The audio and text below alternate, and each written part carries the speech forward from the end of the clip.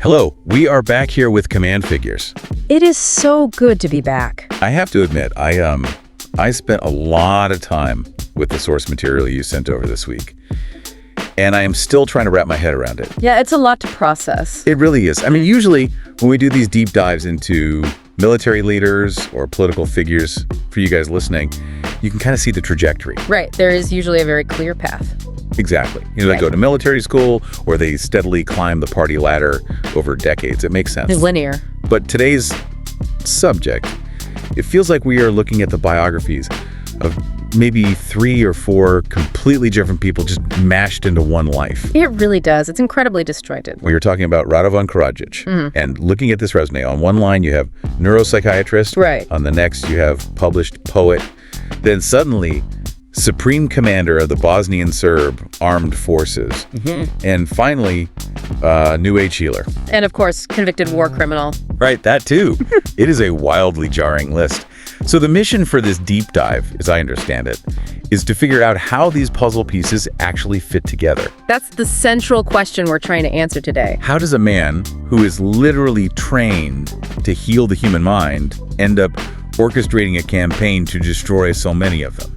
And to get there, to really unpack that for you, we have to look at an incredibly wide range of sources. Not just history books. No, not at all. We have the legal judgments from the ICTY, which is the International Criminal Tribunal for the former Yugoslavia. Heavy reading. Very heavy. And we also have psychiatric profiles from the Journal of the American Academy of Psychiatry and the Law, plus actual literary analysis of his poetry. Which I have to say was one of the most surprising parts of the research for me. It is fascinating stuff. And just a quick note for you listening, these sources contain some very dark, politically charged historical material. We are not taking sides or endorsing any of the ideologies in these documents. We're simply laying out what the tribunals, the psychiatric evaluations, and the historical records tell us. Right. Our goal is just to impartially report on the source material so you can understand the mechanics of what happened. So we are going to trace this timeline chronologically from the poet-warrior days to the height of his power, and then to that, frankly, bizarre fugitive period where he was hiding in plain sight. Let's do it. So let us start at the beginning. Before the wars, before The Hague, who was Radovan Karadžić? Because he obviously wasn't born a warlord. No, he wasn't. He was born in Montenegro in 1945, but his formative years were really spent in Sarajevo. He moved there when he was 15. Okay. And if you look at the accounts from people who knew him then, he was an intellectual. He was a doctor, right? A neuropsychiatrist. He worked in hospitals. He treated patients. He wore the white coat. But the sources describe him as a bit of an oddball. I saw that term used quite a few times in the psychiatric profiles. One source mentioned he was always looking for a get-rich-quick scheme. Yeah, he dabbled in all sorts of things. Chicken farming was one of them. Chicken farming. Yes, and various construction business ideas. There was this deep restlessness about him, a constant quest for wealth, but honestly even more so for glory. He wanted to be recognized. He craved it. And that recognition was supposed to come from his poetry? That was his self-image. Completely. He didn't see himself primarily as a doctor or even later as a politician. He saw himself as a bard. Wow. He actually told a chief psychiatrist at his clinic that he was destined to be one of the 3 most important poets writing in the Serbian language. That is a remarkably high opinion of oneself. It is classic narcissism. And the psychiatric profiles in our stack really dig into this aspect of him. They talk about a coalescence, right? Exactly. A coalescence or merging of a genocide perpetrator with a highly charismatic, narcissistic personality. He believed he was special. He believed he was the soul of the nation. Let's talk about the poetry itself for a second, because you flagged some of these verses in the notes, and they are not exactly about flowers and sunsets. No, they are not. And this is where the literary analysis gets really dark. Legal scholars have looked back at his work and identified what they call a poetic military complex. A poetic military complex. What does that actually mean? It means his poetry was filled with violent, almost apocalyptic imagery that predicted what he would do later. He has lines like, quote, "Bullets are beautiful." Bullets are beautiful. Yes. And there is another line that really sticks with you. Quote, "Soft fingers hug a trigger." That is chilling. It is making violence sound so intimate. That is the exact word. It's romanticizing destruction. At the time, back in the 70s and 80s, people probably just thought it was edgy modern poetry. Sure, just an eccentric artist. But in hindsight, it looks like a manifesto. He was writing the script for the war years before a single shot was ever fired. So you have this narcissistic psychiatrist who writes violently prophetic poetry. How does he make the jump to politics? How does he actually get the power to make those poems a reality? The timeline really accelerates in 1990. This is when the old Yugoslavia is falling apart. The communist system is collapsing. Exactly, and nationalism is rushing in to fill the vacuum.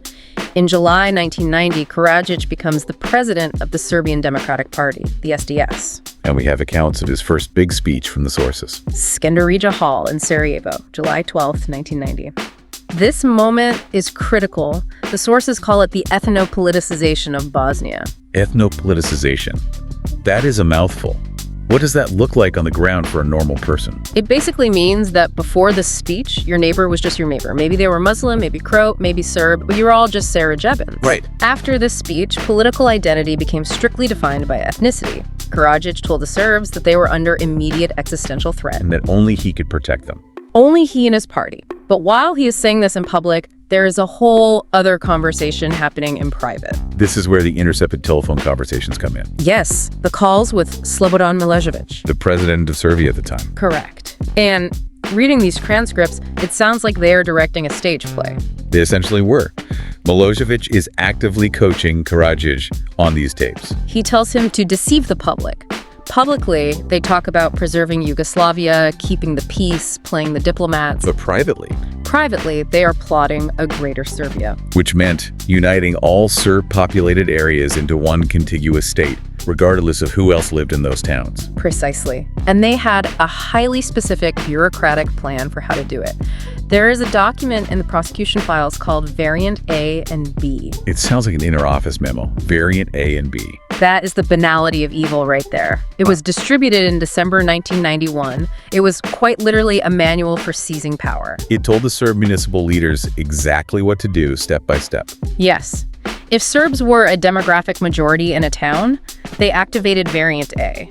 That meant taking over the police, the local media, and the government buildings. And if they were a minority in the town? Then they activated Variant B. They were instructed to set up a parallel shadow government, create secret police forces, prepare to take power by force. It was a checklist for a coup, town by town. And as this is happening behind the scenes, Karadžić's public rhetoric starts to sound a lot less like a politician and much more like that violent poet again. Right. There's that famous phone call with the poet Gočko Jogo. October 1991. This is one of the most damning pieces of evidence presented at the tribunal. Karadžić is on the phone, and he is talking about the Muslims in Bosnia. And he says, quote, "They will disappear from the face of the earth." Disappear. He isn't talking about defeating an opposing army. He's talking about erasing a population. No, he wasn't talking about combat. And the crazy thing is, he didn't even keep it secret. The parliament speech. He stood up in the Bosnian parliament, the actual seat of democracy, and threatened the other delegates to their faces. He said, quote, "The highway of hell and suffering. Don't think you won't take Bosnia and Herzegovina to hell and the Muslim people in possible extinction." He literally used the word extinction in front of the entire government. He told them exactly what was coming. He did, and that brings us to 1992. The war begins.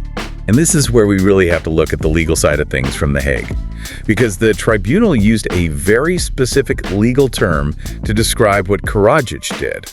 Joint criminal enterprise? Or JCE? JCE.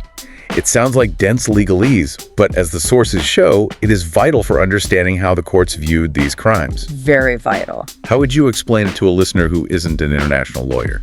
Think of it like a conspiracy charge, but on a massive state-sponsored scale. Oh. The court found that this wasn't just a chaotic civil war where random soldiers committed spontaneous crimes. It was organized. It was a joint criminal enterprise. A shared plan by the leadership, with Karadžić at the top, to use crimes to achieve a specific goal. And what was the goal of this overarching JCE, as the court called it? The goal was to permanently remove Bosnian Muslims and Croats from the territory claimed by Serbs. Permanent removal. That was the objective. Not to live with them, not even to rule over them, but to completely remove them. And they published 6 strategic objectives in 1992 to outline this. Yes, and the very first objective was explicitly stated as, quote, separation of states from other national communities. They wanted absolute ethnic purity. And nowhere was the violent implementation of this more visible than in Sarajevo itself. itself. Which is so tragic because Karadžić lived there. He worked in the hospitals there. He walked those streets for decades. And then he besieged it. For 44 months. The longest siege of a capital city in modern history. The tribunal found the shelling was indiscriminate and disproportionate. Meaning they weren't aiming at military targets. They were aiming at the city itself, at the people, to spread sheer terror.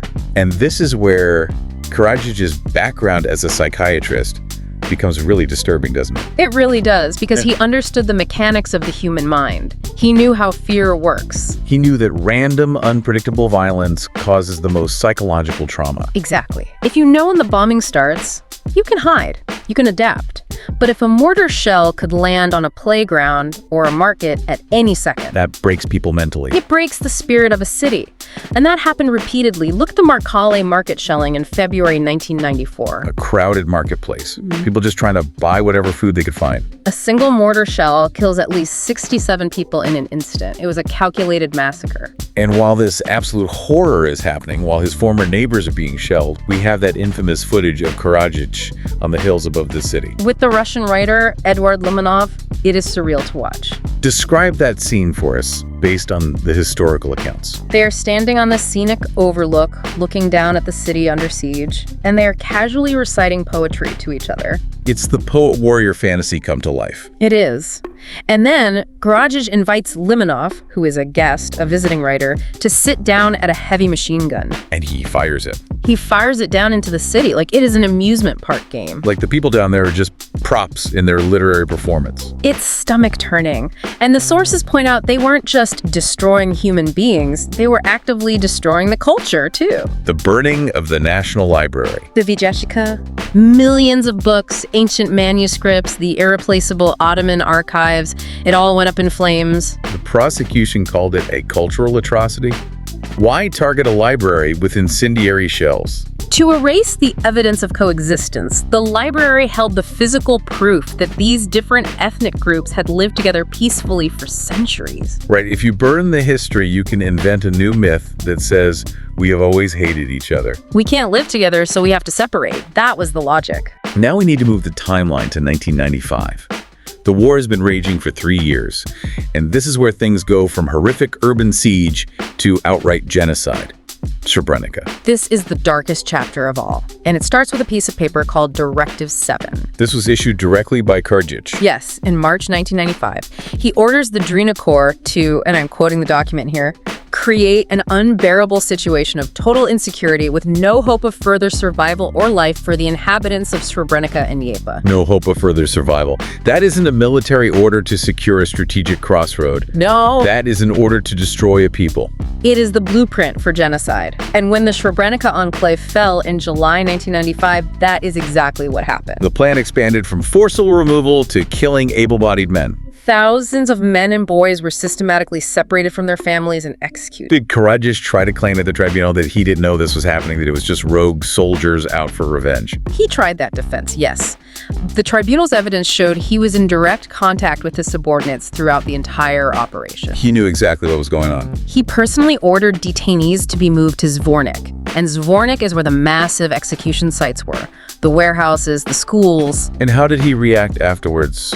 Privately. According to the sources, he described the operation as a success. A success. He expressed regret only that some men had managed to escape through the woods. It is almost impossible to process that level of detachment. And at the exact same time, he is orchestrating a hostage crisis. The hostages, JCE. This is another major charge.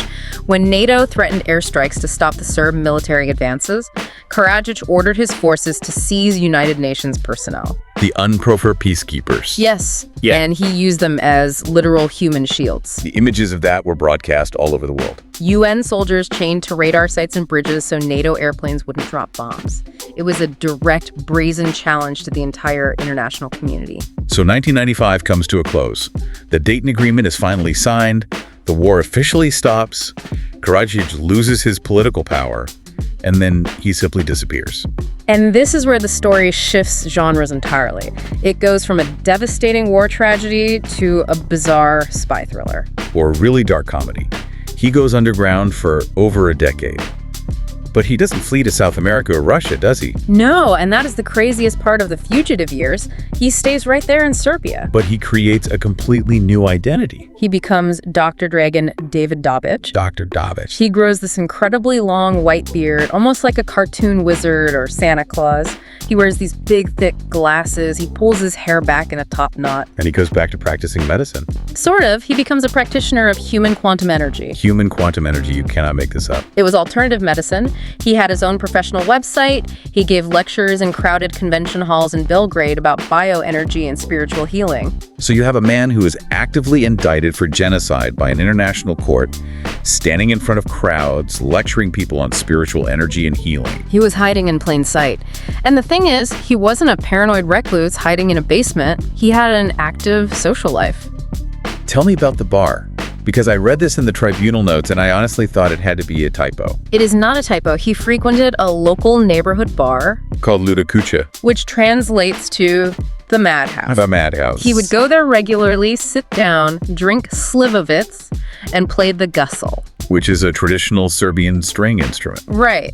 He would play the gussel and sing epic songs for the other patrons. And here's the absolute kicker. Yeah. On the wall of that exact bar, hanging right there, is a framed portrait of Radovan Karadžić. His own picture. His own picture from the war years. He is sitting there, disguised as a New Age healer, playing folk music under his own portrait as a supreme commander. And nobody recognized him? Nobody knew. The arrogance of that is just off the charts. It's like he was privately mocking the entire world. It highlights just how much he loved the performance of it all. He loved being the center of attention.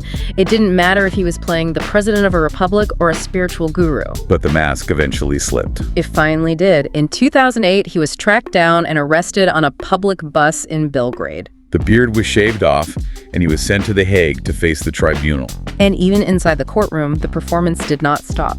He chose to represent himself at the trial, right? He did. He completely refused a defense lawyer. He wanted to speak directly to the judges, and more importantly, to history. The sources mentioned this concept of the war criminal cult. Yes, he wasn't really trying to win a complex legal argument. He was using the international stage to cement his legacy as a martyr for his people. He tried to collectivize the guilt. Exactly. He presented the court as an enemy of the Serbian nation. He claimed he was just defending his people against a conspiracy. What was his specific defense against the charges? Srebrenica, the siege, all of it. He flat out denied the Greater Serbia plan ever existed. And regarding Srebrenica, he blamed the massacres on chaos. Or rogue subordinates. Right. He tried to portray himself as a man of peace.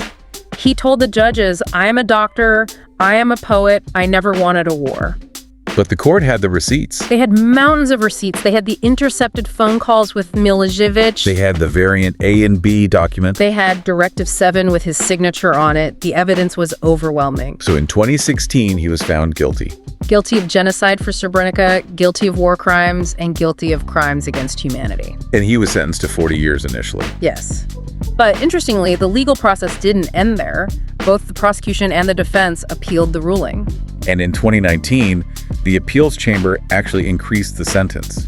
To life imprisonment. Why did they increase it after the fact? The judges ruled that 40 years was simply too lenient. They stated that it underestimated the extraordinary gravity of his crimes. Meaning the scale was just too massive for a fixed number of years. Basically, yes. For the sheer scale of suffering he caused, the 4-year siege, the genocide, a fixed term, wasn't enough to reflect the damage. It had to be life. So he is currently serving that life sentence in a British prison. Correct. We have covered so much ground today. The poet, the psychiatrist, the warlord, the healer, and finally, the prisoner. Yeah.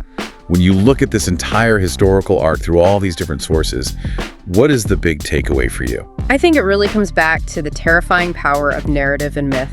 Karadžić proves that stories can be weaponized. He wasn't a trained military genius. Not at all. He was a storyteller who tapped into deep historical traumas. He used his poetry and his psychiatric training to manipulate a population. Exactly. He knew exactly which emotional buttons to push to turn neighbors who had lived together for decades into mortal enemies. He created a war propaganda folklore. It is a really dark thought for you to ponder as we wrap up today. The idea that a man who was highly educated to heal people, a medical psychiatrist, used his deep understanding of human psychology to inflict trauma on a massive societal scale. It shows that words like soft fingers hugging a trigger aren't just artistic metaphors when the person writing them eventually gets his hands on an army. That is a very heavy thought to leave us with, but an important one to remember. Absolutely. Thank you for listening. Do not forget to click like and subscribe, and write your opinion in the comment section.